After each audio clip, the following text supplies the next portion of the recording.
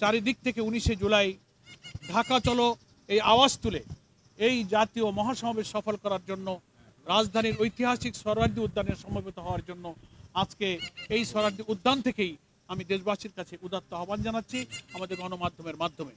আশা করি সময়ে সময়ে আমাদের এই কর্মসূচি এগিয়ে নিয়ে যাওয়ার জন্য দেশবাসীর কাছে আমাদের এই জনসভার যে মূল উদ্দেশ্য একটি অবাধ নিরপেক্ষ গ্রহণযোগ্য নির্বাচনের উদ্দেশ্যে লেভেল প্লেইং ফিল্ড, নির্বাচনের পূর্বে প্রয়োজনীয় সংস্কার শেষ করা, মানবতা বিরোধী অপরাধে অভিযুক্তদের বিচারকে দৃশ্যমান করা, পিআর পদ্ধতিতে আমাদের জাতীয় নির্বাচনের যে দাবি উঠেছে সর্বমহল থেকে সেটা মেনে নেওয়া, জুলাই অভ্যুত্থানকে নিয়ে যে জুলাই ডিক্লারেশন, যে জুলাই সনদ সেটা ঘোষণা এবং বাস্তবায়নের জন্য আমরা জুলাই বিপ্লবের প্রথম বার্ষিকী এই জুলাই মাসের মধ্যেই সেটা সরকারকে বাস্তবায়ন এবং ঘোষণার দাবি করেছি। সেই দাবি এই ময়দানের জনসভা থেকে উত্থিত হবে। আমরা জাতীয় নির্বাচনের আগে স্থানীয় নির্বাচনের দাবি আমরা করেছি। বিভিন্ন রাজনৈতিক দল, দেশপ্রেমিক ইসলামী সংগঠন, অন্যান্য রাজনৈতিক দল, সুধী সমাজ, সুশীল সমাজ, সব শ্রেণী পেশার ধর্ম বর্ণ নির্বিশেষে সকলকে আমরা আমন্ত্রণ জানাচ্ছি।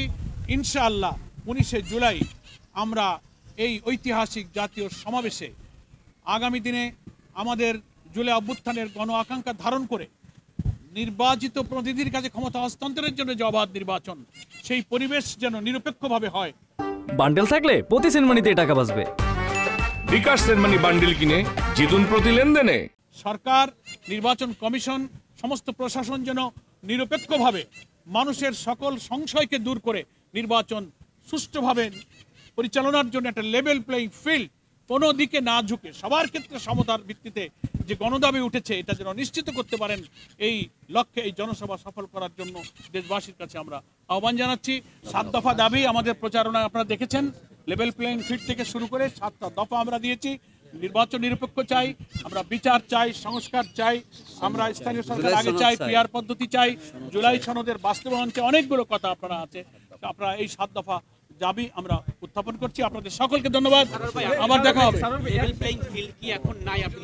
না, নাই। সরকারের ভূমিকায় এখনো জনগণ সংশয়ের মধ্যে আছে, এই জন্যই বলছি এই ফিল্ড এখন নাই।